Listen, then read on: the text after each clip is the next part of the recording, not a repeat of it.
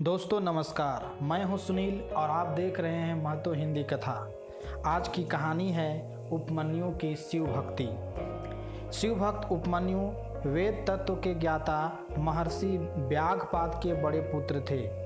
एक दिन उपमन्यु ने अपनी माँ से दूध मांगा। घर में दूध नहीं था, तब माँ ने चावलों का आटा जल में घोलकर उपमन्यु को दे दिया। उपमन्यु मामा के घर दूध पी चुके थे, अतएव उन्होंने यह जानकर कि यह दूध नहीं है, माँ से कहा, माँ यह तो दूध नहीं है। ऋषि पत्नी झूठ बोलना नहीं जानती थी। उन्होंने कहा, बेटा तू सत्य कहता है।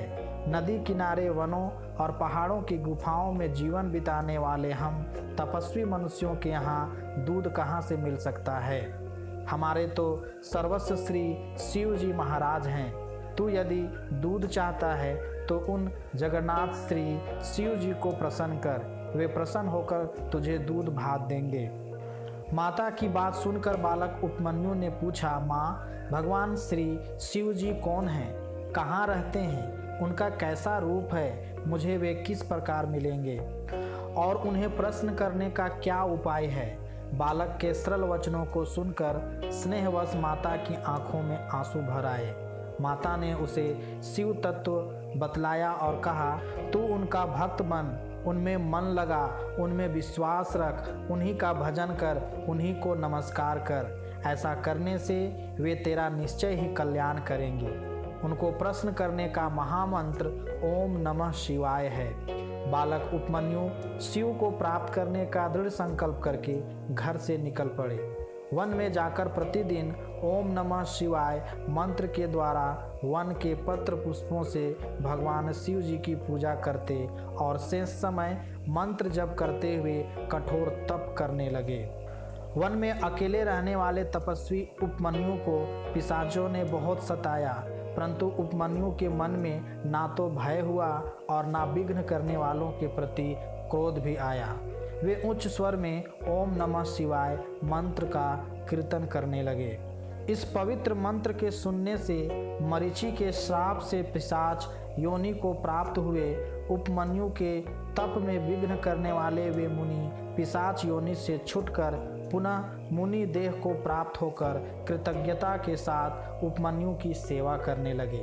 तदंतर देवताओं के द्वारा उपमन्यु की उग्र तपस्या का हाल सुनकर भक्त वत्सल भोलेनाथ जी भक्त का गौरव बढ़ाने के लिए उनके अनन्य भाव की परीक्षा करने की इच्छा से इंद्र का रूप धारण कर श्वेत वर्ण ऐरावत पर सवार होकर उपमन्यु के समीप जा पहुँचे। मुनि कुमार भक्त श्रेष्ठ उपमन्यु ने इंद्र रूपी भगवान महादेव को देखकर धरती पर सिर टेक कर प्रणाम किया और कहा, हे देवराज, आपने स्वयं मेरे समीप पधार कर मुझ पर बड़ी कृपा की है। बताइए मैं आपकी क्या सेवा करूं। इंद्र रूपी परमात्मा शरण ने प्रश्न होकर कहा, हे सुव्रत, तुम्हारी इस तपस्या से मैं बहुत ही प्रसन्न हुआ हूँ। तुम मुझसे मनचाहा वर मांगो, तुम जो मांगोगे वह मैं तुम्हें दूंगा। इंद्र की बात सुनकर उपमन्यु ने कहा, देवराज आपकी बड़ी कृपा है, परंतु मैं आपसे कुछ भी नहीं चाहता। मुझे ना तो स्वर्ग चाहिए ना स्वर्ग का ऐश्वर्य ही। मैं तो भगवान शंकर का दासानुदास बनना चाहता हूँ। जब तक वे प्रसन्न होकर मुझे दर्शन नहीं देंगे तब तक मैं तप को नहीं छोड़ूंगा। उपमन्यु फिर अपनी तपस्या पर लग गए। तब इंद्र रूपधारी शंकर ने उपमन्यु के सामने अपनी ही निंदा करना आरंभ किया। मुनि को शिव निंदा सुनकर बड़ा ही दुख हुआ। कभी क्रोध न करने वाले मुनि के मन में भी इष्ट की निंदा सुनकर क्रोध का संचार हो आया और उन्होंने इंद्र को वध करने की इच्छा से अघोरात्र से अभिमंत्रित भस्म लेकर इंद्र पर फेंकी और शिव निंदा सुनने के प्रायश्चित स्वरूप अपने शरीर को भस्म करने के लिए आग्नेयी धारणा करने लगे। उनकी यह स्थिति देखकर भगवान शंकर परम प्रसन्न हो गए। भगवान के आदेश से आग्नेयी धारणा का निवारण हो गया और नंदी के अघोरात्र का निवारण कर दिया।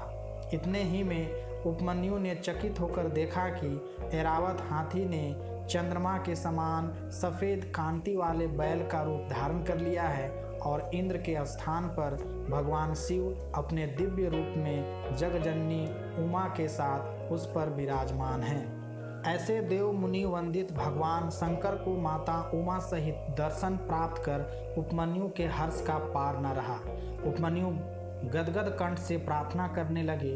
भक्त की निष्कपट और सरल प्रार्थना से प्रसन्न होकर भगवान शंकर ने कहा, बेटा उपमन्यु, मैं तुझ पर बहुत प्रसन्न हूँ। मैंने भली भांति परीक्षा करके देख लिया कि तू मेरा अनन्य और दृढ़ भक्त है।